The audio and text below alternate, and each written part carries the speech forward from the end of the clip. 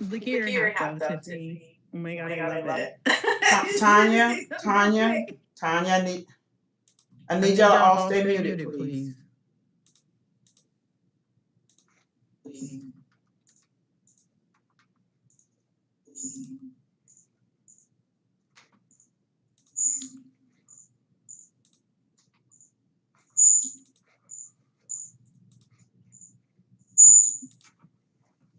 All right, Chair Rodriguez, you are now live. Good afternoon. I'm Chair Tanya Rodriguez, and I would like to welcome you to the June 16, 2022 Human Relations Commission virtual meeting. We are coming to you live from the Cherokee homelands, where the eastern band of Cherokee Indians remain a sovereign nation to this day. We will now call our meeting to order. Duties of the Human Relations Commission of Asheville include, but are not limited to, 1. Make policy recommendations to City Council which promote and improve human relations and advance equity in the city. 2. Support the city's Office of Equity and Inclusion. 3. Provide a forum where residents can raise issues and complaints relating to human relations in the city. 4. Engage the community regarding the utilization of city-funded programs and policies for the promotion of human relations. And 5. Promote and improve human relations and advance equity in the following areas: public safety, education, art and cultural opportunities, economic development, health and human services, and housing. All commission members and staff are participating virtually. We appreciate your patience as we temporarily conduct our HRCA meetings remotely. We are streaming live on our Virtual Engagement Hub, which is accessible through the Virtual Engagement Hub link on the front page of the city website and also linked on the commission page. We also have an option for the public to listen live by phone by dialing 855-925-2801. Once again, that number is 855-925-2801, and entering meeting code 9723. For those of you who plan to speak during our live public comment today, you will need to hit *3 to be put into the speaker queue. For those of you out there with us today, welcome. I will now introduce all the commission members, staff, and guests who are participating virtually. For our commission members, please make sure to mute your microphone if you are not speaking. Click raise hand if you have a question or you would like to speak, and unmute when recognized by the chair. Please remember to mute your microphone after you are done speaking. Commission members, as I call your name, please say a quick hello. Roll call. Tanya Rodriguez, Chair. Hello. Vice Chair Brandon Oliver.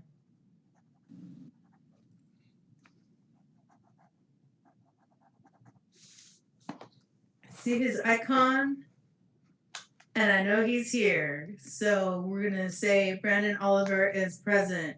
Commissioner Young is not present yet.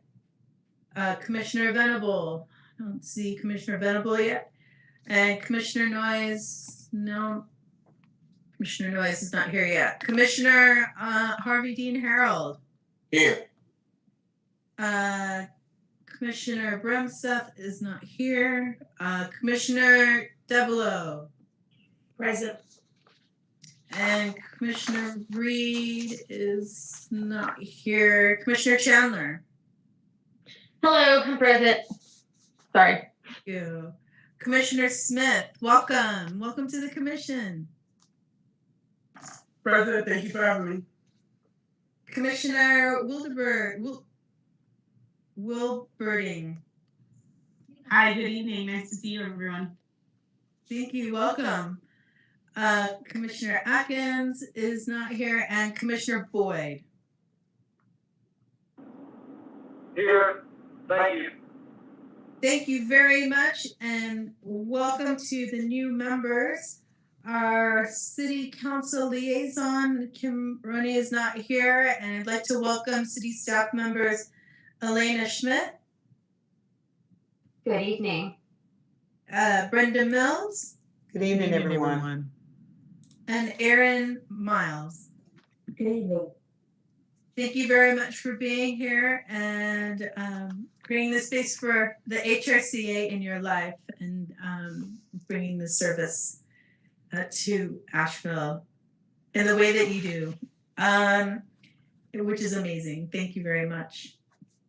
To help our audience follow along, I'll state each section of the agenda aloud. Welcome, Councilwoman Roney. Good evening, Kim Roney, Asheville City Council Liaison to the Human Relations Commission. Glad to be here with y'all today. Thank you very much for being here. Again, I ask commission members to click raise hands to be recognized to speak. Please state your name each time your comment. Just a reminder that the public is listening on the phone, and this helps keep everyone up to date on the order of the meeting and who is commenting or speaking. We do have a quorum. Yay! Quorum. Which brings us to approval for minutes for our April meeting for 21-22. We get a motion to approve minutes for April 21st, 2022. So I'll moved. make a motion that we approve the minutes. I'll second Commissioner Harold. All right, do we take a roll call vote for that motion to be? Yes. All right, roll call vote. Commissioner Harold. Yes. All right, Commissioner Smith. Yes. Commissioner Boyd. Yes. Commissioner Chandler. Yes, thank you. Commissioner Debelow. Yes. Commissioner Wilberding. Yes. Vice Chair Oliver.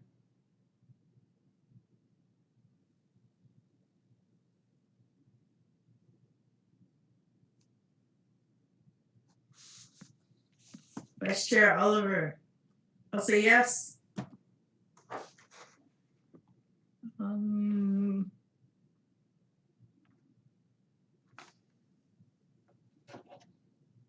Aaron, what do you think? If quorum is present, any abstention of voting without previously being removed is counted as a vote for the motion that is moving forward, that is before the commission. All right, so motion is approved and minutes are approved. Thank you very much.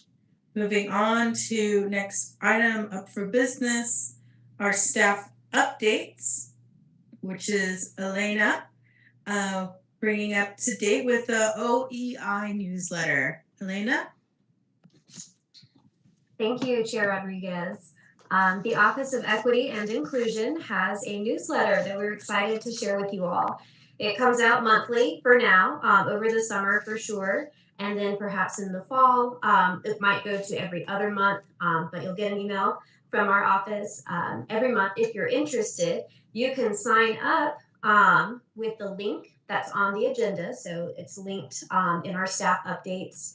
If you would like to check it out, I am also going to share a quick look at May's newsletter, just to give you an idea of what you can expect. So when you click on the link in the agenda under the staff updates, this is what will come up. You can sign up for our newsletter by entering your email address in the top part up here where it says email and subscribe. Enter your email, hit subscribe. The newsletter is called Let's Talk Equity. And we just provide updates on what our office is up to. some photos if we have them of the things that we have going on. We'll do some local spotlights on internal city departments or external community partners that are doing great work around equity in the city of Asheville. We'll give you updates on upcoming events and opportunities, and then we'll also have updates on reparations. The newsletter will point to some resources that you might be interested in, and of course, the link to our virtual engagement hub to stay up to date on other city boards and commissions and council goings on.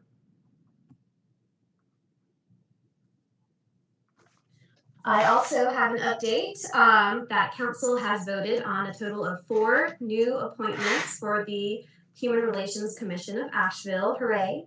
We have Inwena Smith, Ashley Wilberding, Christopher Boyd, who are present today. Thank you so much for being here. We're glad you could make it, particularly Chris, who was voted in on Tuesday.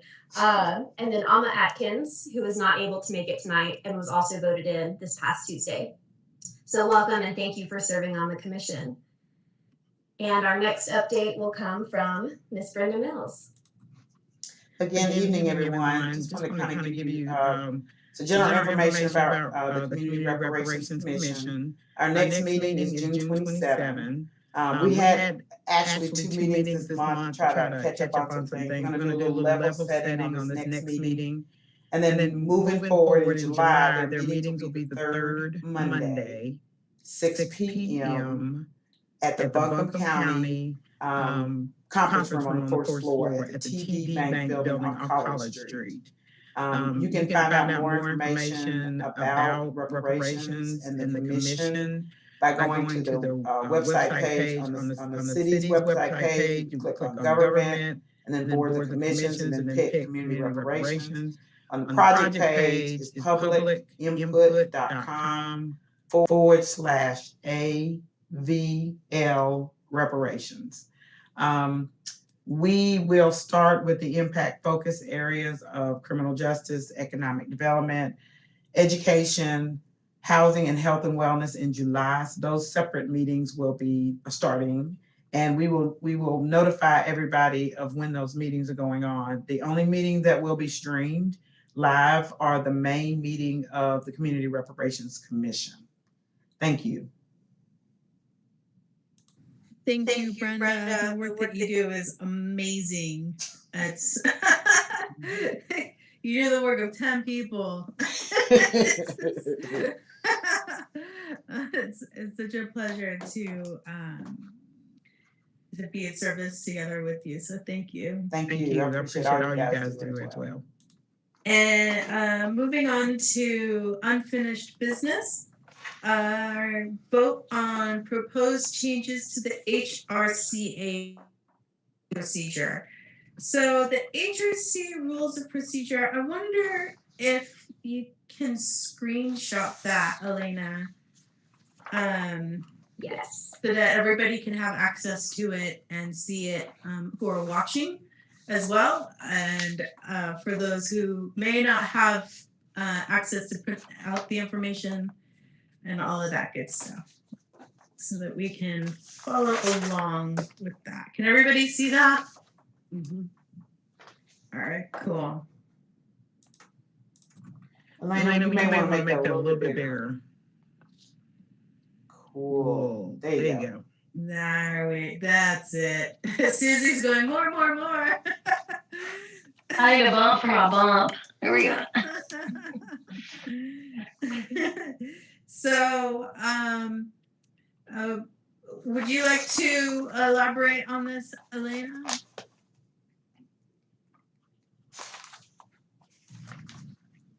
Yeah, so these were the rules of procedure that were updated as this draft, and the updates are shown in red ink. Many of the updates in red ink are simply clarification of existing rules of procedure for HRCA. Significant change would be to the membership list, taking off the specified number of individuals from different groups in order to promote more inclusivity, and also updating the language used to describe groups to be more inclusive and welcoming. There was a question or a desire to remove Hispanic from remove the word Hispanic from the list for more inclusive language. We did find out that Hispanic is federally defined, and so it is advised to remain on the list. And Aaron Miles, our legal representative, might be able to speak a little more about that. In regards to keeping, I suggest that it be kept on the list because it is both federally and state defined. Latina, Latino, or Latinx is not defined, but leaving the or, I believe, would allow the inclusivity I believe that this commission is seeking. So having both, I believe, would be match what is defined as well as provide inclusivity that this commission is looking for.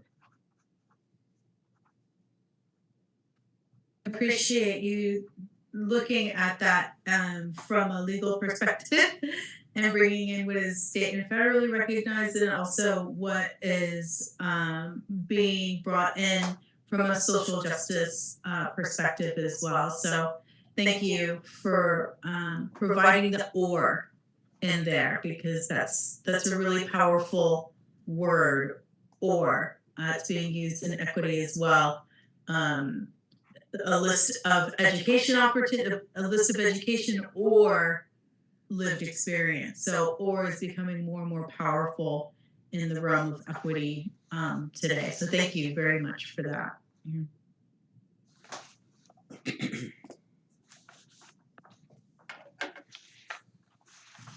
Does the commission have any specific questions related to the rules of procedure? I think Councilwoman Rooney raised her hand. I actually have a question if the group has considered the inclusion, in addition to Native Americans, as Indigenous. Indigenous is a term that is not necessarily, it's a broad term that a lot of Native American communities are stepping away from because there has been so much controversy with people self-determining indigeneity without actually being affiliated with a nation or tribe. So Native American, it specifies that a person must be registered with a tribe as opposed to indigenous, which can take away from an actual member of a nation or tribe that is state or federally recognized. Thank you for adding to my understanding. I have heard members of this community self-identify as Indigenous, and I didn't see it on the list, which is why I asked. Thank you.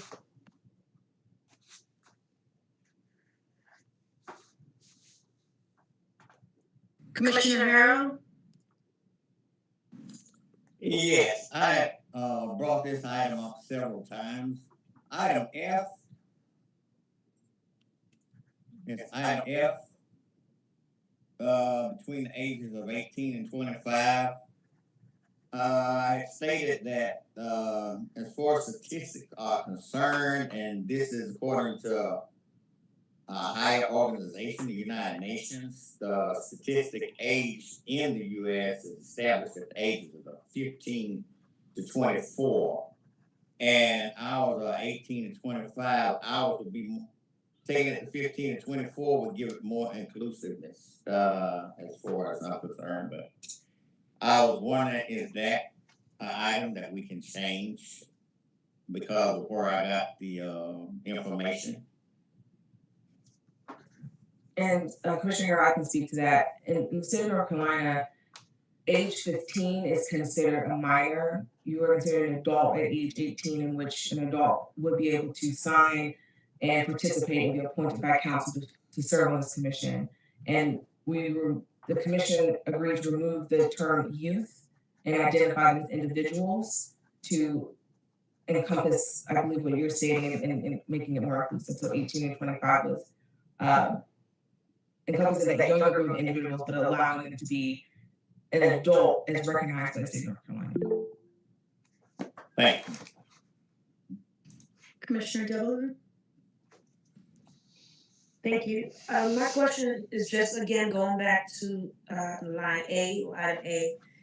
And I was asking in the past if we can still be intentional with putting a number on that for Black or African Americans. And I'm not sure what the response was, but Aaron, if you can answer that, or Elena.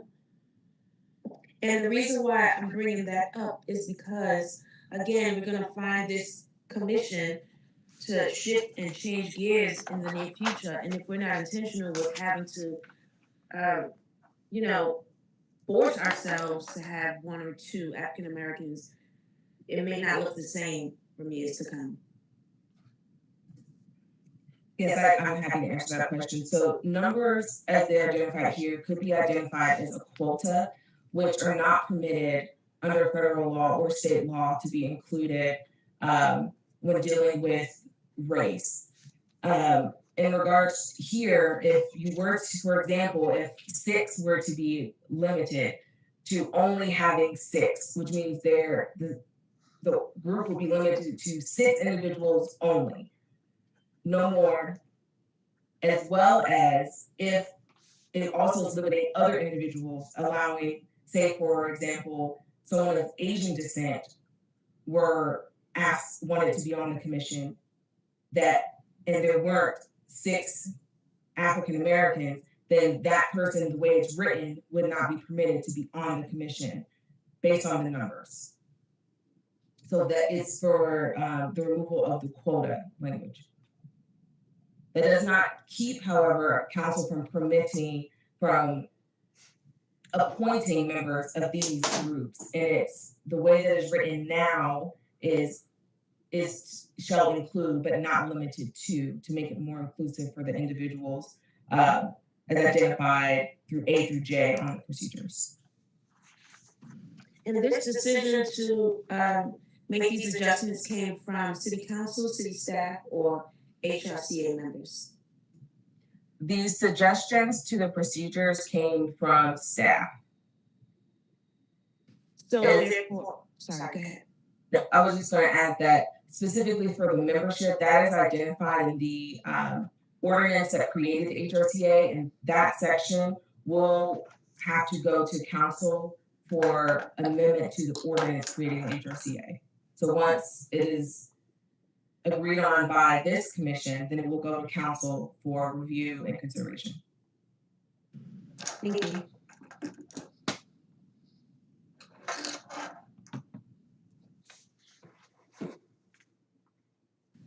I wonder if a way to meet in the middle with Commissioner Devereaux's concern with regards to the commission not having a firm directive set relating to the amount of people of color within it. I know that Hollywood just issued a policy that said any new show that comes out have to be a specific percentage of color in order to be to have it to be a new show. So their cast must be a specific percentage of color. Is that something that we can bring in to protect the integrity and the intent of this commission, to keep it a diverse commission, so that down the line, maybe in 5 years, that our color isn't diluted out of the commission, so to say, because there's such a high interest by people who may not be interested in working with the community as opposed to telling the community what it needs to do. Do you know what I'm saying? So is that maybe a place to meet in the middle to bring in a percentage in there of the commission must maintain a 70% diversity within it in order for the commission to proceed. Does that make sense in any way, Aaron? And I'm happy to look into that. However, if you're talking about Hollywood studios or any type of private organization, they're not limited in the same way that a government entity is, like the city of Asheville. So they're not subject to that same limitation of quotas. So, but I'm happy to look into the percentages. However, the way you're explaining it, and I may be misunderstanding, it sounds as if it falls within the same classification as a quota, by limiting it to a certain number of individuals and providing that number. I heard. Thank you very much for willing to be look into it. And Tiffany, hopefully that helps bring in another option that we might be able to pursue within the challenge of how do we keep this commission diverse in the future. So thank you for that concern. What else in here is maybe a challenge or something that anyone in the commission would like to bring forward to discuss?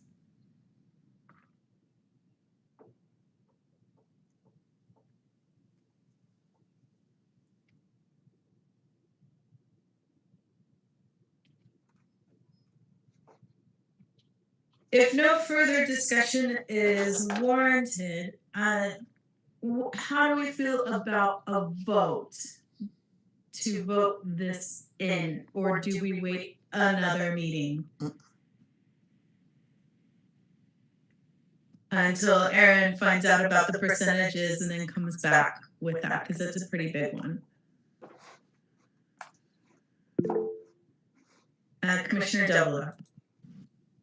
I think at the end of the day, we're still gonna find, even with the percentages, that it represents a quota. So I'm fine with moving forward to making a vote. All right. Do you want to make a motion on that vote while you're at it? She said no. I'll motion to approve. All right. Motion Can I get a second? Motion to approve rules of procedure for Human Relations Commission of Asheville updated. We've got a roll call vote with where's everybody? Roll call vote. I'm just gonna get everybody's name. Commissioner Devila. I vote no. Vote no. Commissioner or Vice Chair Brandon Oliver. No. Commissioner Harvey Harrell. Yay. Commissioner Chandler. It's yes for me. Commissioner Smith. I wonder if I need to sit out of this vote, since this is my first meeting and I have some questions that the other two commissioners are saying no, and I'm on the edge of it. We can always table this until next meeting if that is something that you're interested in doing for the new members to become more familiar with this initiative. Elena? Aaron, correct me if I'm wrong, but I believe if you are wanting to table it, then you will need to vote no on moving forward with this. Am I correct with understanding that? You can vote no, or you can remove the motion from the floor and then table it for the next meeting. And you can also have further discussion on this item at this meeting with anticipation to vote on it at next meeting. But you can remove the motion from the floor and move it to the next meeting as an agenda item. Well, let's go ahead and do that. Let's remove the motion from the floor and table it for the new members to become familiar with it, and then to make any necessary adjustments to this and make it so that this next time that we vote on it, We get it off the table and we call it a day. Brenda. Wayne, could you give us some insight into what you have questions about? 'Cause we don't want to come back if we haven't been able to sufficiently, provide you what you need.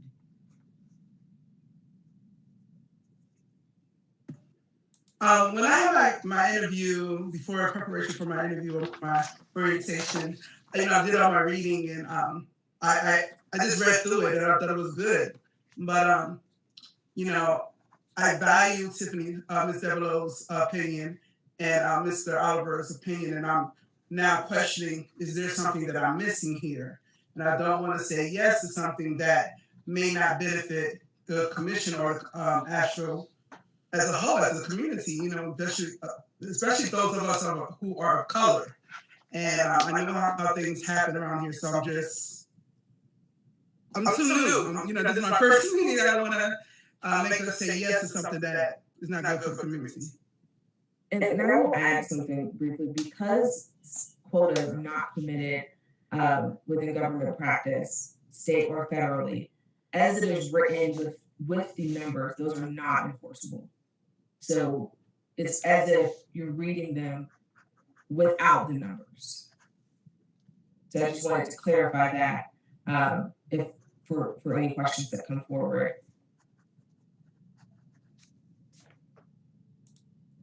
This is staff member Mills. And Wayne, does that help? Is that what you're having a struggle? We just want to understand. Because if we come back next month and we don't understand what we're having a problem with, we can't help.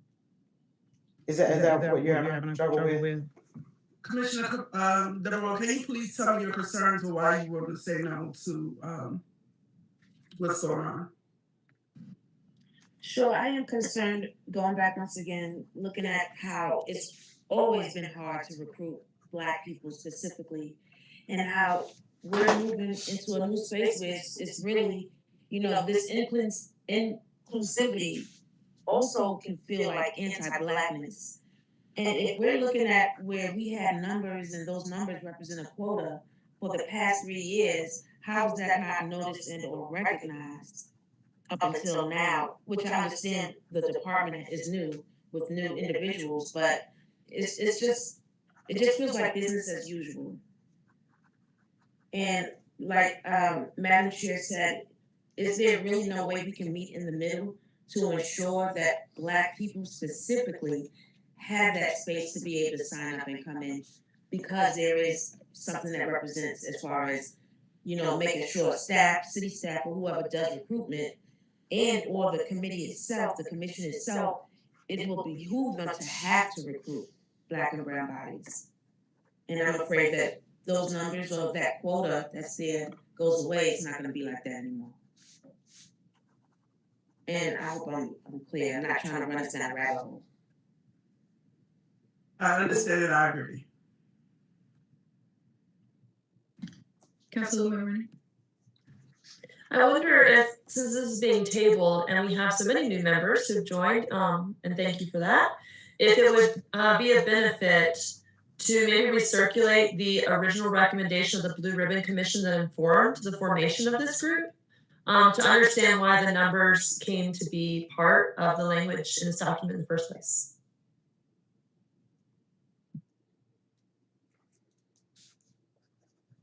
That's a wonderful idea. Commissioner Chandler? Thank you, Councilwoman Ronnie. My question is for Aaron. If a quota is unenforceable, and we're reading it just as if those numbers aren't there, well, what does that do to the document if we leave it stay as it is? It would just, if you leave the document as is, then you aren't removing those numbers. But like I said, you're reading them as if you're reading the language as if those numbers are not present. So almost exactly as they're revised in red, almost exactly as they're redlined. Yes. I hate that we use that term. Anybody have a problem with that? I mean, it's like, we know redlining is bad. Can we pick blue or something else visible from space? But, okay, so So it's basically, even if we leave it as it is without being altered today, it still stands as if those numbers weren't there, like it's revised written. Oh, thank you, whoever's sharing that in large fonts. So it would look like A, Black or African Americans is how it's enforceable. Yes. Okay, so I guess can I double back to Tiffany and ask you what would you like to see there for it to feel like it's not business as usual, to feel like it's upholding where we want to go for you? It's just to be honest, I actually want to see the numbers, the quota, and I understand that it's not feasible for this commission. But that's just what I'm saying, even if it is the percentage, just seeing the numbers, because then it'll push us to have to ensure who's on this commission is on the commission rather than anyone who signs up or everyone. Right? Because if there's, as long as we have, for example, we could have 0 African Americans, but as long as we have B through I, which it's still good. So how, looking at that, how do we ensure that, yes, this commission was created by and for BIPOC people? How do we ensure that that's the case, especially in terms of Black African Americans? I'm sorry, Tiffany. Now, I was just going to say, you don't have to answer that. I think we should just ponder that, especially if we're going to pull it off the table. Mm-hmm. I'm trying to think of how we might. I'm totally with you. And I absolutely get your no vote as a principle. It's not because you don't like the document and it's going to work as it is, but it's the principle that we need to be looking with new vision. But my question for Aaron is, if we change the language to say at least one or at least, is that considered a quota and unenforceable? Asking for a friend.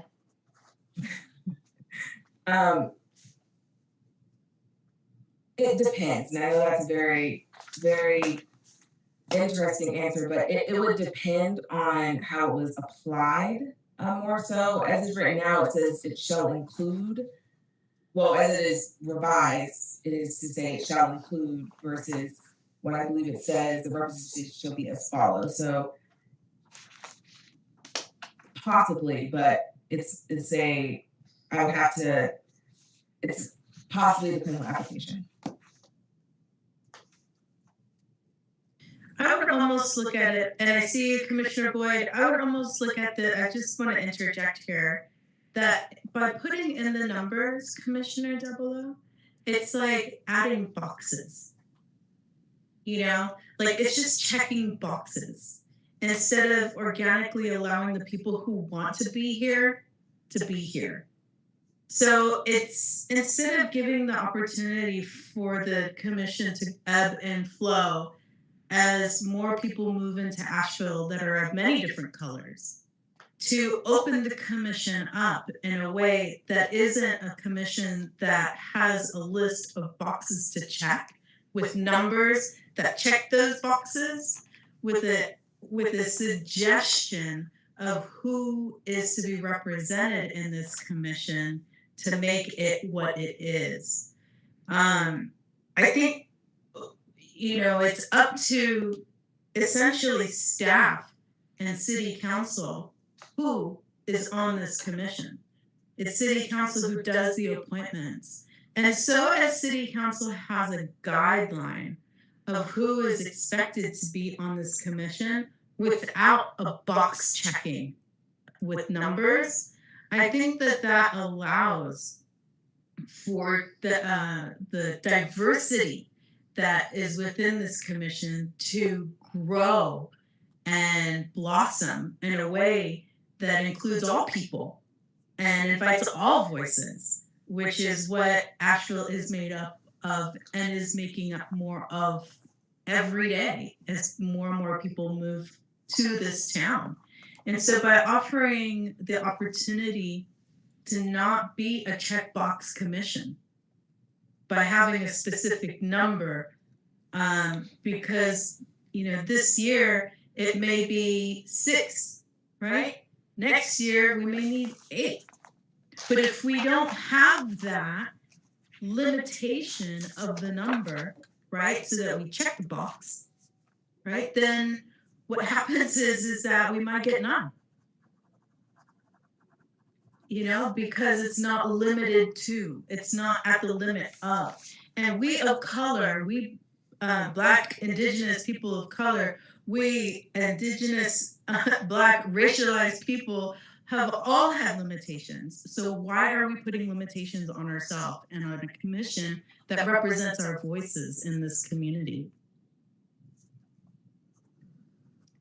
Thank you. I don't know. That's just my say on it. So let's table it. Let's table it. Think about it. Marinate in this space, and maybe see how what Aaron comes up with regards to how we can navigate around this challenge so that it's not limiting, while also providing an opportunity to be true inclusivity without limitations of box checking numbers. Does that make sense? Are we ready to move on? All right. Chair Rodriguez, Commissioner Boyd still has a hand up. Commissioner Boyd, you're on.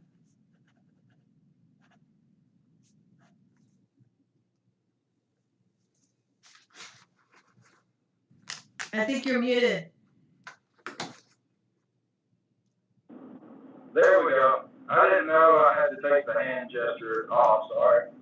I really agree with that last statement, and that was kind of what I had on my mind, just because including everybody instead of just, and like you said, checking boxes, then it becomes something that's bigger than a crayon box. It becomes something that's genuine, and it doesn't put limits on any type of color or race. So I think that last statement was really good, so I'm just going to leave it at that.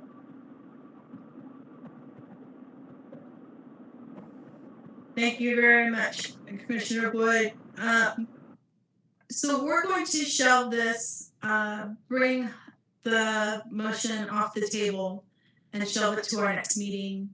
And then we'll after unpacking this over the next month, encourage people to get together and to unpack it together, reach out in the emails. If there's any questions from the public, send us emails, let us know how you feel about it. And looking forward to what Aaron brings to us next week, and our next commission meeting, and our conversations that happen from then, so that we can vote on this.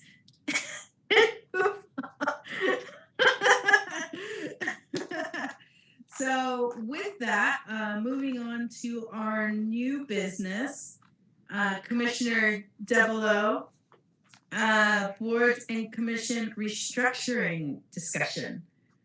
Commissioner Devereaux, you are on. Thank you, Madam Chair. Good evening, everyone. My name is Tiffany Devereaux, and I wanted to just formally present to the commission here and bring to our table a discussion on what's been happening within city government that's going to have an impact on our current commission, but all city boards and commissions. So if you haven't heard, or if you don't know, the city is planning on restructuring and revamping current boards and commissions. So the Asheville City Council is planning to get rid of over 20 community advisory boards, including ones that are structured to dismantle, racism. So we're asking that I'm asking that we as a commission can come together to present a proposal to City Council to help them see the importance of slowing down this decision to disband boards and commissions. So we've come to this place, so to speak, because throughout the month, city staff, they've been hosting different listening sessions with the community, with boards and commissions, and of course with city staff as well. However, we feel just as a collective group of concerned citizens, we feel that city council is still moving along with city staff hastily in making this decision to disband 20 plus boards and commissions to only create 4, which now would take 200 plus community members who've been serving on these boards and commissions, and they'll be funneled into 4 different advisory boards. Of course, with more, they're claiming there's more access, but I want us to be intentional on coming together, not only to have a discussion, but to use our voice and our ability to make recommendations to city council. One piece that I've shared with everyone was just the fact that the city is about to create a pilot program. And this pilot program is going to be the group that eventually will make recommendations on which boards and commissions will continue to be. And I think that it's important for us as the Human Relations Commission of Asheville to be able to be abreast and on top of this situation so that we can lean in to support other boards and commissions while making sure the community voice is heard. So with that, I wanted to kind of go over a proposal that I would like to just get our input on. But before I jump into that, or before I start reading, this is my first time presenting. This also is the end of my term. And I just wanted to make sure that the time and the commitment that I've invested in the Human Relations Commission, I want us to be able to do something where we can see, a change, and we can weigh in on making a difference within this city. But I want to open it up. I see Brandon have his hand up, and also just asking for guidance from our Councilwoman Roney and Ms. Mills, and of course Aaron. But Brandon, do you have a question, or anyone?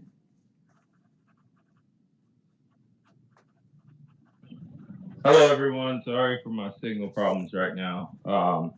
I just wanted to say that I second and support what Commissioner Devereaux was saying. This is a big deal, and it's been put out there. I think we can do something about this because it does affect more than just us, but us as the Human Relations. I think we have a larger impactful voice if we use it. So I would love to be part of a recommendation for this to happen.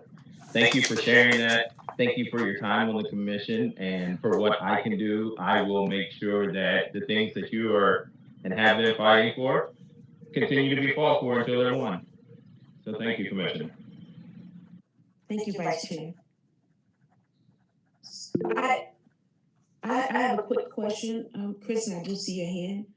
So this is to our city staff and council.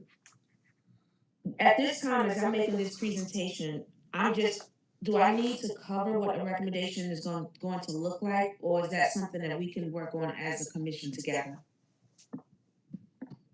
As with the recommendations that you have made in the past as a group, what I've seen happen most commonly is that there is some sort of draft that is in writing, as well as a conversation about that, similar to what we just saw today with the membership changes.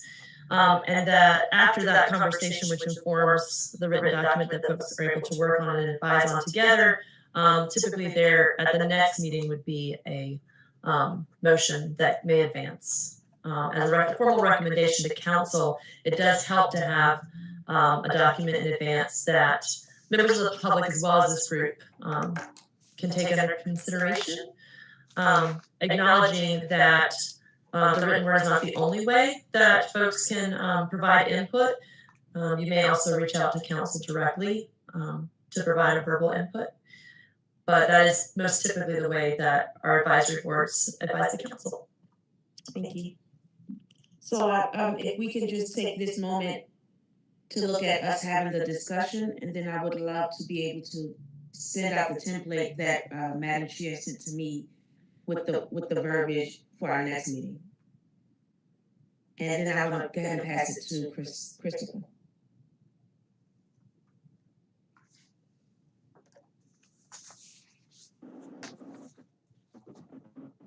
Me now, correct?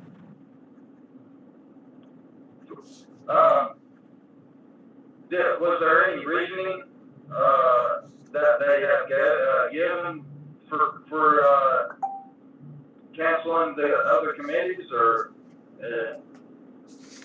did you mention that, or do you know? So there's I'll share it in a link in an email, but it's from the city's website. And what they speak of is right now, restructuring now. But so from city staff and other community members, basically it's saying that it'll give the government, it'll make the government or city government more accessible to the community, whereas with having various boards and commissions, like council, they weren't connecting or communicating as well.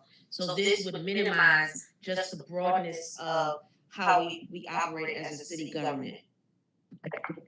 However, the concern, because the concern is not that the restructuring is taking place. The concern is making sure that all voices are heard, especially the community.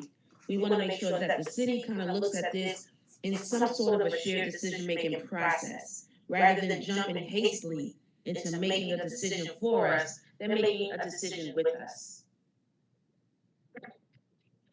And with that, I'll pass it back to Madam Chair.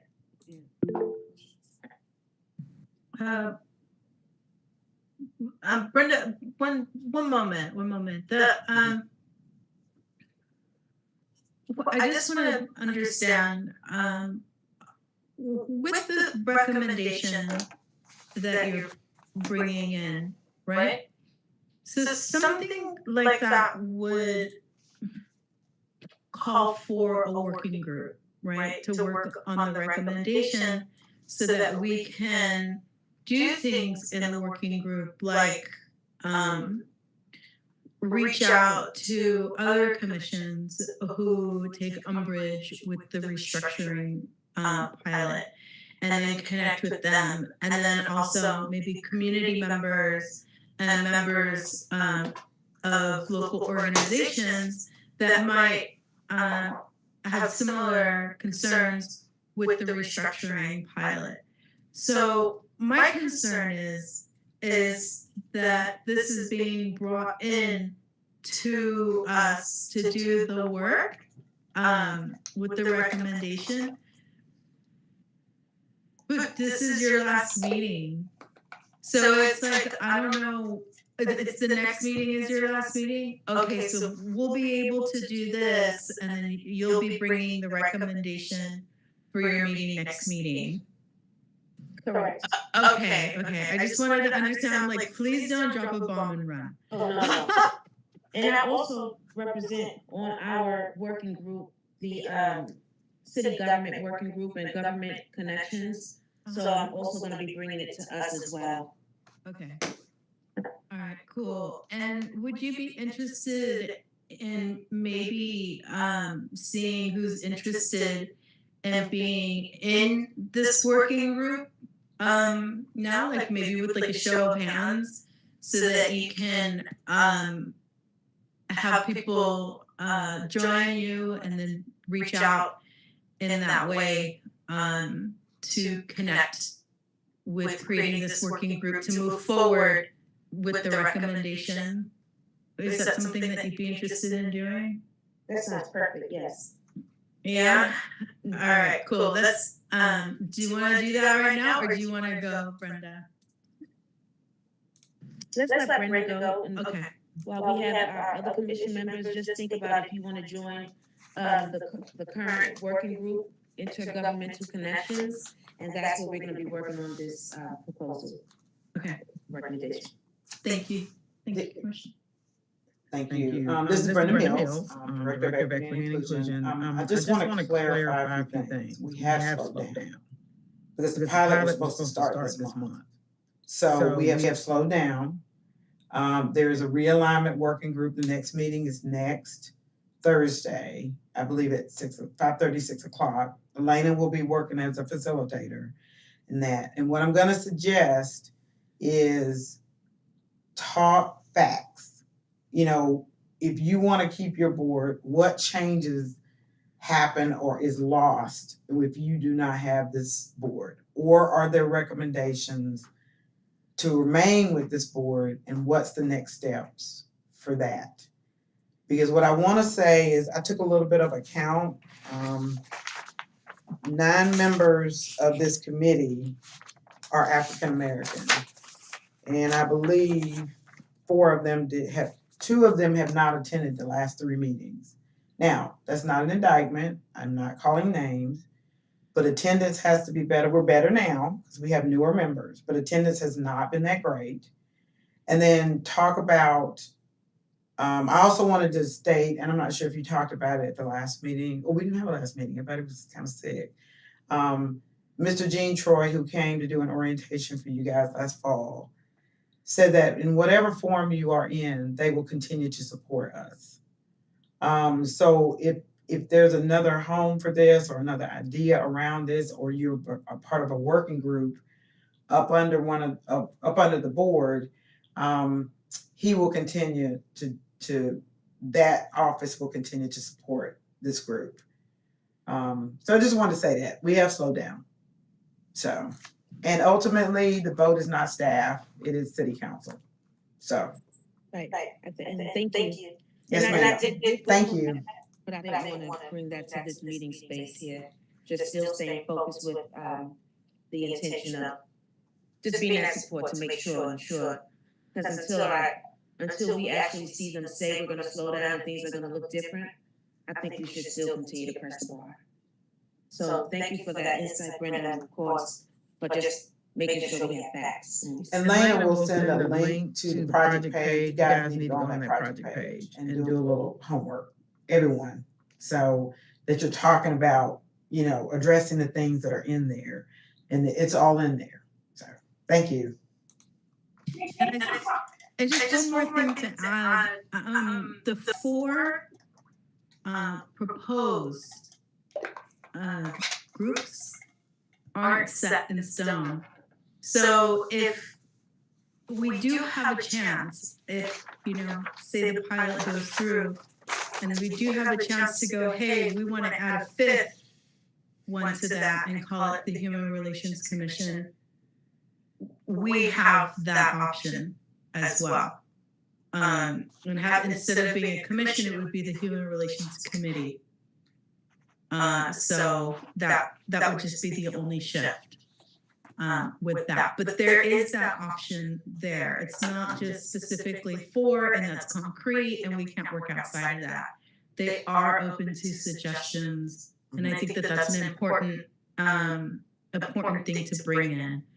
And that's, hence the pilot. It's just feedback and suggestions and how to make it better, and not come from a place of harming, but to encourage healing in our communities. In a different. And before I close out, because I see there's more questions, Brenda mentioned earlier, June 23rd is the next realignment working group, and I really want to encourage everyone who can to hop on that Zoom link, because it is informative, but it also shows our solidarity that we're, that we care. So we'll look forward to Elena sending those links out. Thank you.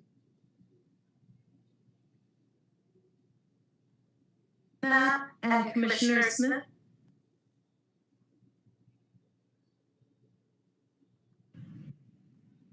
Who did you call? Elena, you had your hand up first, and then Commissioner Smith, and then Commissioner Chandler. For the benefit of new members and the public who are listening in, Gene Troy is the program manager for the state's North Carolina Human Relations Commission. That was who Brenda referenced. Thank you, Commissioner Smith. I have a question. With the changes, what is the difference between the commission versus the committee?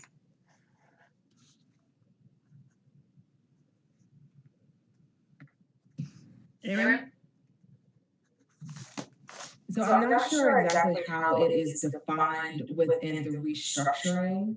That information may be better found on the restructuring page, and I believe either Elena or Brenda will provide that to you, and that will identify how it will be restructured and how they will be identified. Thank you, Erin. Does that answer your question? Okay, thank you, Commissioner Smith. Commissioner Chandler? Thanks. My question is for Brenda. You mentioned a link, and I've been following along with it, but is it possible for us to receive that link? Elena will send that out. You can just go, if you go to AshevilleNC.gov, go all the way to the bottom on the left, City's Engagement Hub. When you open it up, it's a project page. It's been there since last fall. Yeah, that's what she's gonna send you. And I do wanna address, so in Wayno, what we're planning, what the proposal is to take the 20 advisory boards, so the quasi-judicials that are set up by statute have to remain, and then we have a set of regional boards. And I want to correct the number. We are not getting rid of 200 members. We're getting rid of 130. That's what comprises those 20 advisory boards. So we're looking at them going into 4 boards, which match up with the themes under the Living Asheville Comprehensive Plan. So up under that, I don't know all the names, so I'm not as versed with those. Human Relations and African American Heritage would be under, I believe, Equity and Community or something like that. So you can still apply to be on that board. I don't know. There's no number set in stone for how many members are on that board. But here's how it works. You still meet every month, but every other month you meet with a council committee. So you will report to a council committee. So instead of you having one liaison, and we have our wonderful Kim Roney that has always been supportive of you guys, you go to 3 city council people, and you get to know, you're gonna have more actionable items. So when you go to those meetings, you're gonna be presenting things to them to say, we wanna move forward with some of this, or we wanna do whatever. And they're gonna say, let's go run with it. The working groups can set themselves up. They're not public meetings. You can meet on your own time. You will have some general staff support if you need it for resources and information. But that's the basics. If you go, but I want you to go and look at the video, the most recent presentations, because I'm sure they've changed over time, and that we have slowed down. And Tiffany is correct. I don't know the number now, but most of the people who have attended the meetings don't sit on boards and commissions. So it is important that you show up as a member of a board or commission. They are virtual. So if you can't make the meeting, you can always go back and look at the videos and information. So I hope that helps a little bit.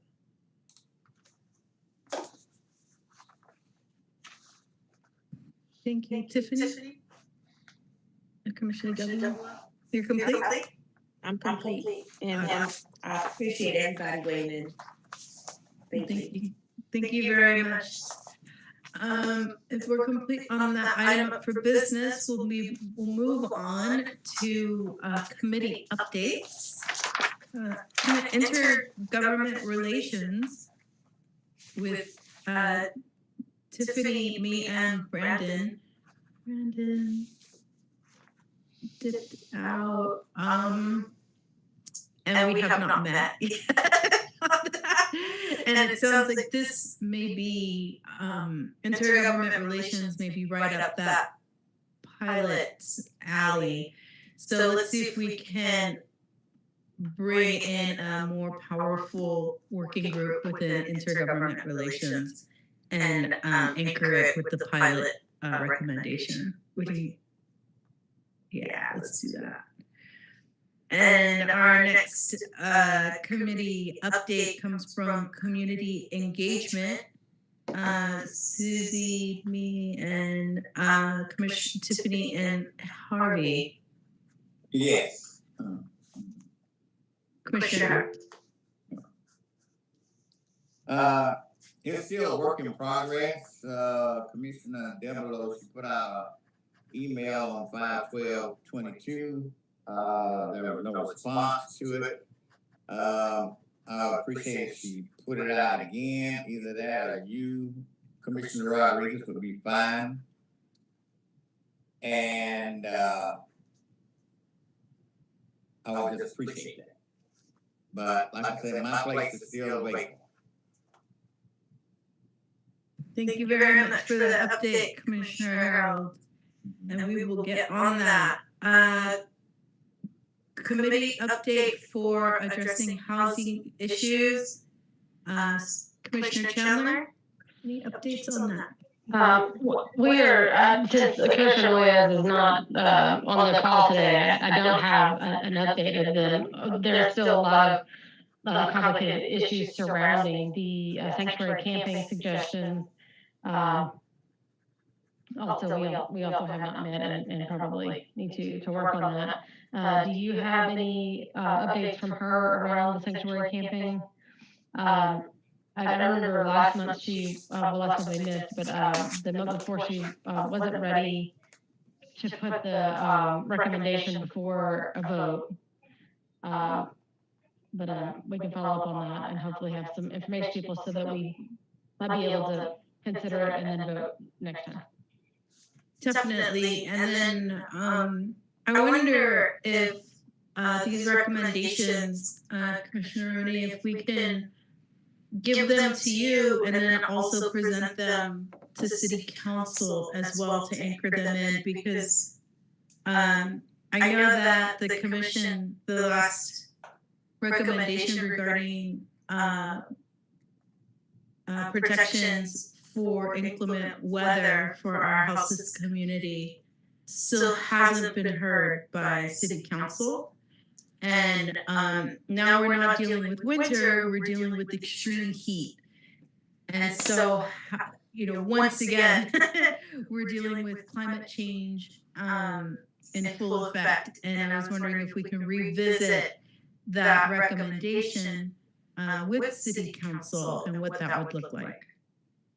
To clarify, the council has received the recommendation multiple times. As the liaison, anytime I make a recommendation, I do send it out to the full council and copy all the members of the HRCA.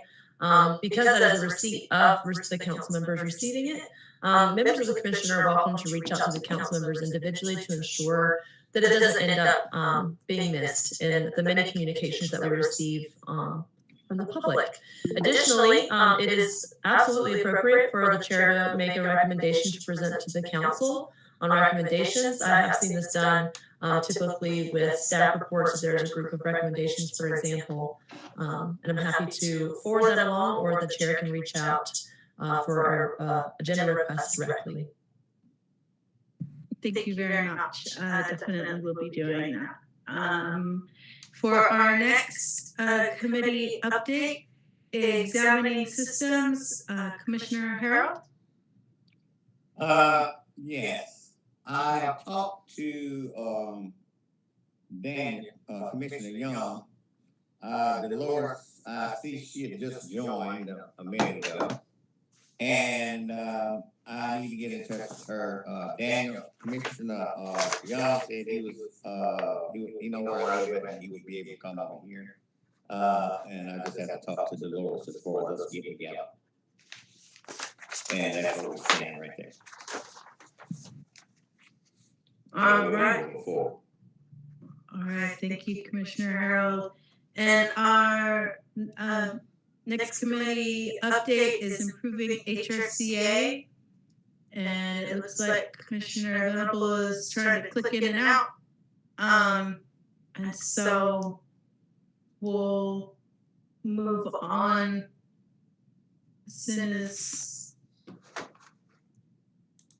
we'll move on to our community announcements for our next item of business.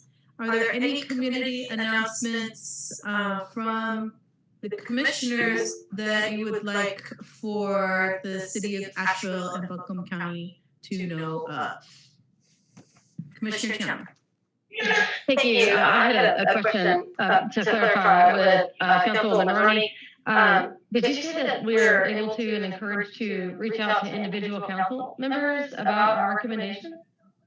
Absolutely, at any time. And one of the specificities I offered was that when you make a recommendation, I've been sending the liaison report with that recommendation and how to watch the meeting and what time the recommendation was made to each individual council member. And I've copied all of the HRCA members in the past when those recommendations have been made. So that's your receipt that information and that recommendation has been sent to the council. It's also available to us as council members when your minutes are posted. Granted, that doesn't come until a month later when you approve the minutes, which is one of the reasons why I make the liaison report whenever you make a recommendation. Because you have that receipt, you can then follow up. It is recommended, as is noted in my email, that not to hit reply all so that all the commission members get it, but you can certainly forward that directly to the council member when you reach out. If that's helpful, it is. I'm having like a year ago having put forth something that still hasn't been considered by commission. I'm just wondering if by council, sorry, I'm wondering if you had any advice about how to encourage the city council to consider the recommendations that we put forth, and what I hear you saying is direct contact. Absolutely, reaching out to council members as members of the public and members of this commission is appropriate. Another thing I have seen, which just happened in the budget hearing this week, is that a number of members from the Urban Forestry Commission came together with a reminder for the request for the urban forester and support for that new position in the budget. So that would be another example if you'd like to look back and see how other commissions are engaging during the meeting. In that case, it happened during the general public comment for the budget. And I have also seen that happen in the general public comment at the end of the council meeting. Thank you so much for that. Thank you, Councilwoman Rooney. Are there any announcements for any events, things to be aware of, things you want to bring to the city of Asheville commissioners?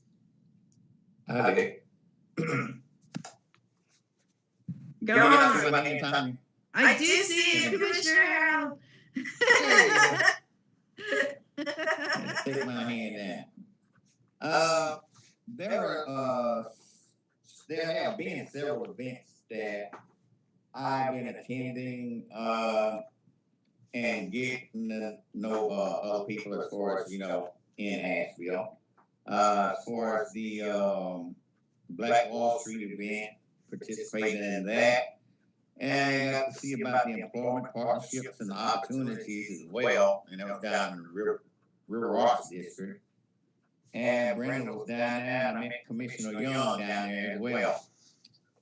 And it was a very enjoyable event. I also went to the Olaf Festival this past weekend. Met some real interesting people, individuals there, and that was great. It was really great. But it's good getting out and letting people know who you are and just meeting people, period. And they don't have to be all black, and that's a great thing. Getting to know individuals. It was just great. The city of Asheville, we had, how should I say this? I attended a civility training. And it was with the community and law enforcement's top police officer for the Sheriff's Department, Mr. Sheriff Quentin Miller, and other officers in Asheville. And that was on the 25th and the 26th of May. And in that civility training, we had civility in communications, civility in cross-cultural conflict resolutions, and the importance of bridge building with policing and community. And we learned how to talk to individuals with respect and how to handle certain situations in different manners. And we also went into use of force and being mindful of others as well. But it's very interesting 2 days of training. And in that training, I received my certificate for civility. And also the trainer of the civility we had for those 2 days, she wrote me a note, and I liked it. I hope it don't show crying. Thank you for all you brought to us in civility training this week. What you brought in the room will make civility training better and more powerful with your suggestions and wisdom.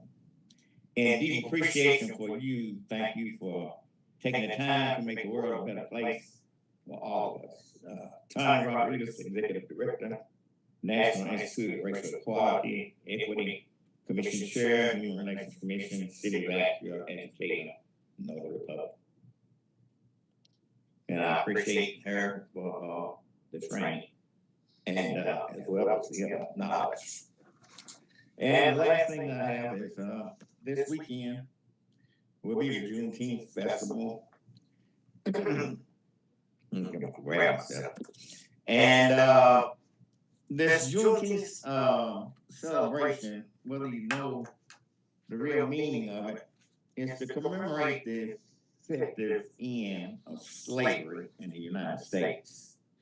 It also marks the day federal troops arrived in Galveston, Texas in 1865 to take control of the state and ensure that all enslaved people be freed. And that's the meaning of the Juneteenth celebration. And thank you for listening. Thank you, Commissioner Harold, on multiple levels. You are appreciated beyond words. Are there any further community announcements before moving on to the next item of business?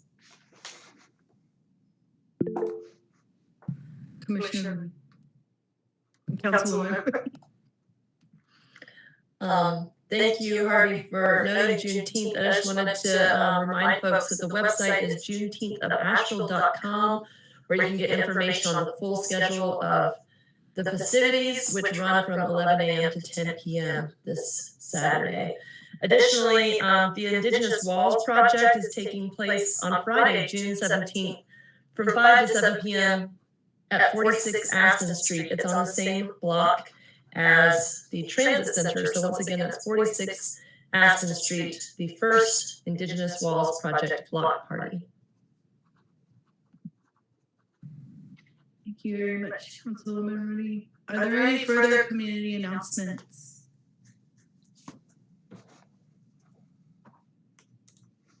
Moving on to our next item up for business, live public comment. Are there any live public comments in the queue? Madam Chair, you have no live callers in the queue. Thank you very much, Brenda. Future next item up for business or future agenda items. Collaboration with city to create a complaint form for residents of the city. That is done. That was done with the staff update in April 21st, 2022. Yes. Training in city mandated equity and inclusion process. Working on that. Accountability pipeline for complaints process for City of Asheville for city employees and resident complaints. Working on that. LGBTQ discrimination protections and complaints process. That is Aaron. We're doing that. How's that working on? Working with the complaints process for our LGBTQIA community. So that would fall under the city's non-discrimination ordinance, and from my understanding, all complaints that have been received have been closed at this time, and there has been a resolution. The Office of Equity and Inclusion receives those complaints. There is a link on the city's website under the Office of Equity and Inclusion on information on the ordinance, how to make a complaint and file any answers. And I believe Elena is our Office of Equity and Inclusion liaison for that ordinance.